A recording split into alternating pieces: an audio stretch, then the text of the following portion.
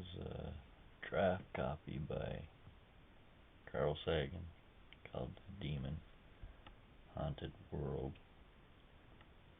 Science as a Candle in the Dark.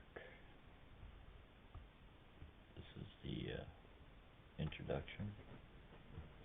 So let's start here. It was November 28th, 1994. This is sent to Bob. Draft copy.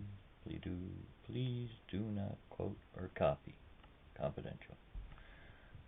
Bob. After you return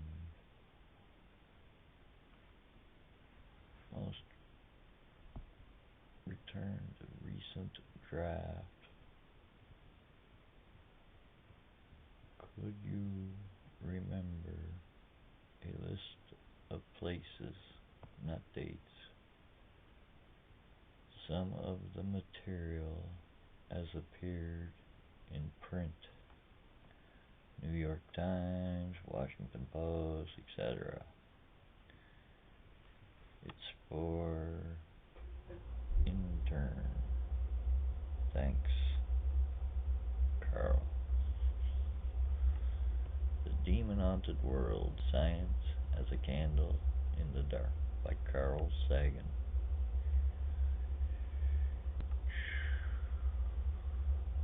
Alright. We wait for light, but behold darkness. Isaiah 59:9. And I have the King James Bible, and I'm going to read to you the sentence before and the sentence after Isaiah 59:9. So, Isaiah 59:8. The way of peace they know not, and there is no judgment in their goings. They have made them crooked paths. Whosoever goeth therein shall not know peace. Therefore is judgment far from us, neither doeth justice overtake us. We wait for light, but behold, obscurity; for brightness, but we walk in the darkness. We grope for the walls like the blind, and we grope as if we had no eyes. We stumble at noonday as in the night. We are in a desolate place as dead man. That was Isaiah 59, verses 8 to 10. And this is a little adage. It is better to light one candle than to curse the darkness.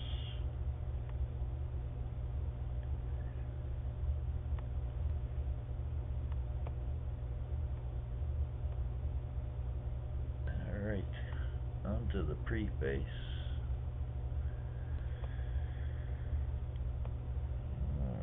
Preface. Again, November 28, 1994. And it's called My Teachers. It was a blustery fall day in 1939, and the streets outside the apartment building were fallen leaves were swirling in a little whirlwinds, each with a life of its own. It was good to be inside and warm and safe, with my mother preparing dinner in the next room. Our apartment, there were no older kids who picked on you for no reason. Just a week before, I had been in a fight. I can't remember after all these years who it was with. Maybe it was with Snoony, Agatha, from the third floor, and after a wild swing I found I had put my fist through the plate glass in Skechter's drugstore. Mr. Skechter was solicitous. It's all right. I'm insured, he said as he put on some unbelievable, painful antiseptic on my wrist. My mother took me to the doctor, whose office was on the ground floor of our building. With a pair of tweezers, he pulled out a fragment of glass. Using needle and thread, he sewed 2 stitches. 2 stitches! my father had repeated later that night. He knew about my stitches because he was a cutter in the garment industry. His job was to use a very scary power saw to cut out patterns, backs, say, or sleeves for ladies, coats and suits, from an enormous stack of clothing. Then the patterns were conveyed to the endless rows of women sitting at sewing machines. He was pleased I had gotten angry enough to overcome a natural timidity. Sometimes it was good to fight back. I hadn't planned to do anything violent, it just happened. One moment Snooney was pushing me, the next moment my fist was through Mr. Sketcher's window. I had injured my wrist, generated an unexpected medical expense, and broken a plate glass window, and no one was mad at me. Snooney was more friendly than ever. I, puzzled over what the lesson was, but it was much more pleasant to work it out up here in the warmth of the apartment, gazing out through the living room window into the gray of lower New York Bay, than to risk some new misadventures on the streets below. As she often did, my mother had changed her clothes and made up her face in anticipation of my father's arrival. The sun was almost setting, and together we looked out across the choppy waters. There are people fighting out there, killing each other, she said, waving vaguely across the Atlantic. I peered intently. I know, I replied. I can see them. No, you can't, she answered, almost severely, before returning to the kitchen. They're too far away. How could she know whether I could see them or not? I wondered. Squinting, I had thought I'd made out a thin strip of land at the horizon, on which tiny figures were pushing and shoving and dueling with swords as they did in the classic comics. Maybe she was right. Maybe it had just been my imagination. A little like the nocturnal monsters that still, on occasion, awakened me from a deep sleep, my pajamas drenched in sweat, my heart pounding. How could you tell somebody was only imagining? I gazed out across the gray waters until night fell and I was called to wash my hands for dinner.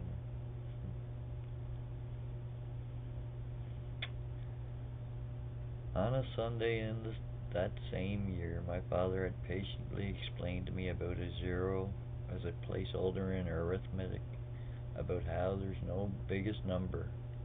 You can always add one, he pointed out.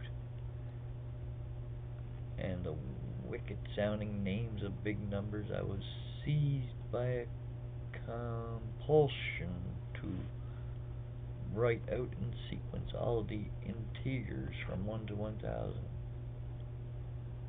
We had no pads of paper, but my father had offered up the stack of gray cardboards he had been saving from when his shirts were sent to the laundry.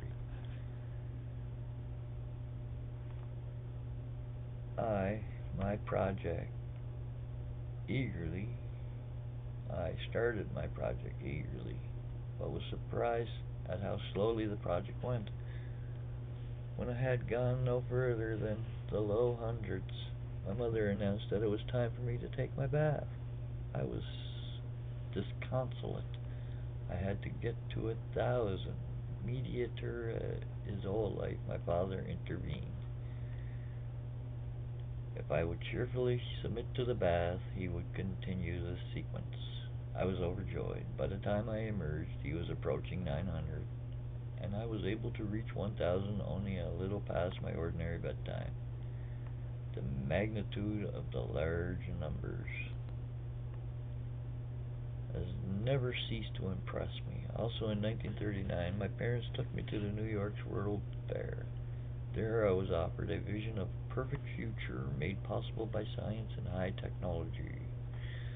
A time capsule was buried, packed with artifacts of our time for the benefit of people in the far future, who, astonishingly, might not know much about us in 1939. The world of tomorrow would be sleek, clean, streamlined, and as far as I could tell, without a trace of poor people. Boy, were they wrong. See sound, one exhibit bewildered commanded, and sure enough, when the turning fork was struck by the little hammer, a beautiful sine wave marched across the oscilloscope screen. Here, light, another poster exhorted, and sure enough, when a flashlight shone on the photocell, I could hear something like the static on a Motorola radio set when the dial was between stations. Plainly, the world held wonders of a kind I had never guessed. How could a tone become a picture and a light become a noise? My parents were not scientists. They knew almost nothing about science, but introducing me simultaneously to skepticism and to wonder, they taught me the two uneasily cohabiting modes of thought that are central to the scientific method. There were only one step out of poverty, but when I announced that I wanted to be an astronomer, I received unqualified support, even if they, as I, had only the most rudimental idea of what an astronomer does. They never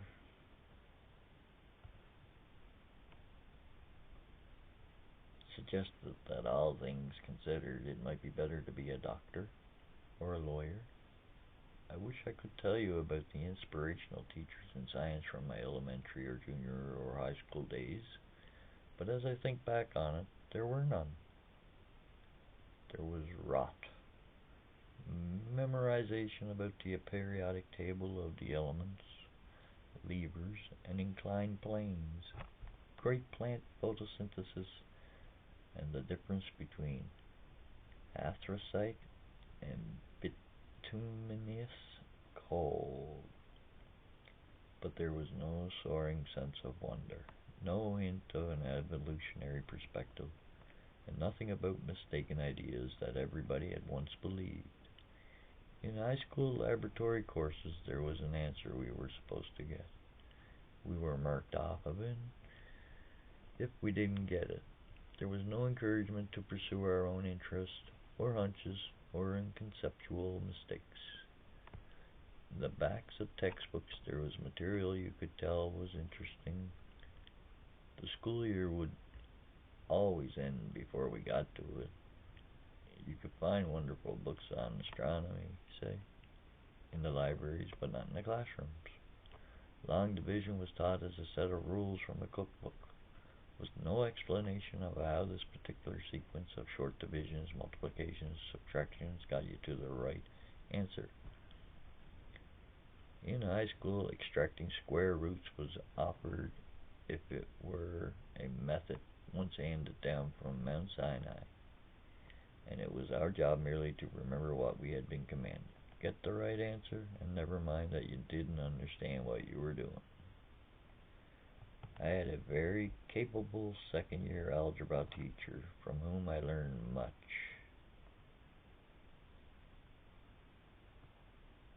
Mathematics, but he was also a bully who enjoyed reducing young women to tears. My interest in science was maintained through all those school years by reading books, magazines on science first,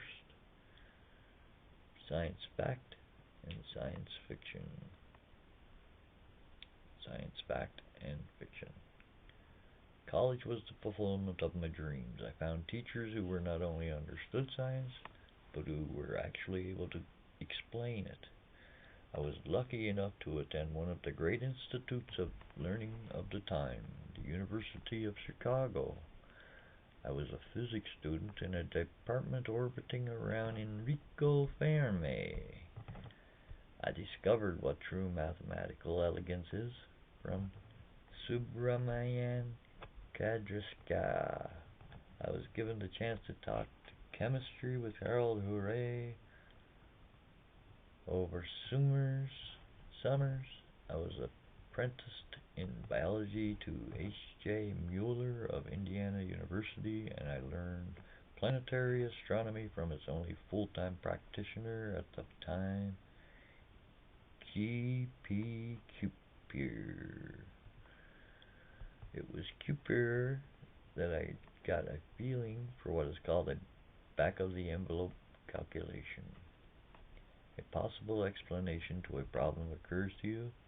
You pull out an old envelope, appeal to your knowledge of fundamental physics, scribble a few approximate equations on the envelope, substitute it likely numerical values, and see if your answer comes anywhere near explaining your problem. If not, you look for a different explanation. It cut through nonsense like knife through butter. At the University of Chicago, I was lucky enough to go through a general education program devised by Robert M. Hutchings, where science was presented as an integral part of the gorgeous tapestry of human knowledge.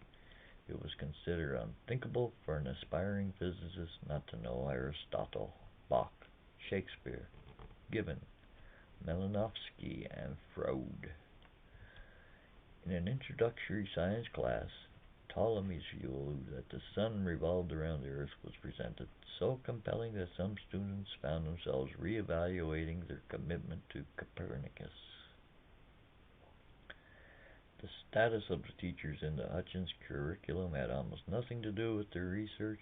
Perversely, unlike the American university standard of today, teachers were valued for their teaching, their ability to inform and inspire the next generation. In this heady atmosphere, I was able to fill in at least some of the gaps in my education.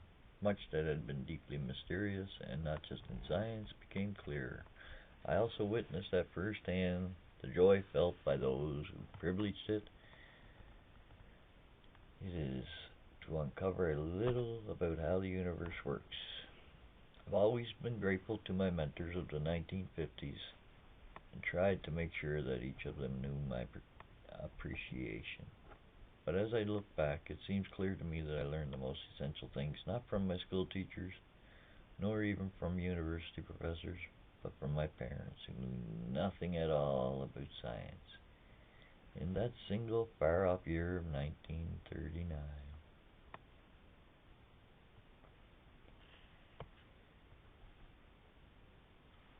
And that is ending the introduction, the preface to teachers.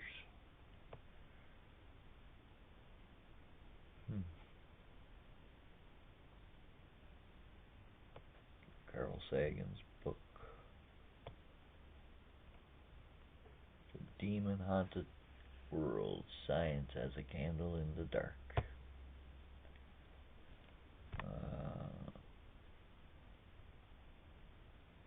I found this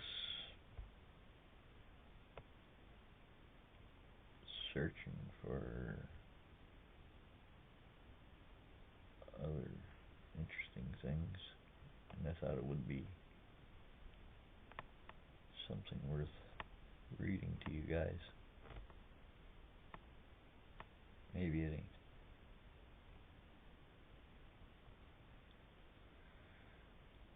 Let's see. What created all the scaring? The Stratabo.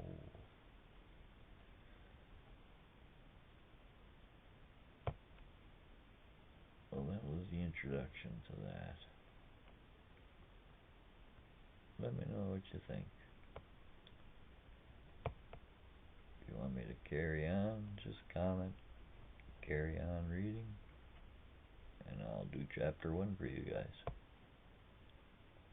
Hope all's well.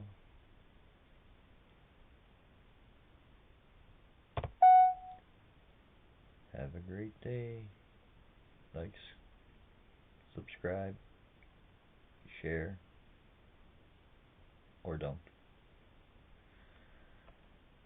This is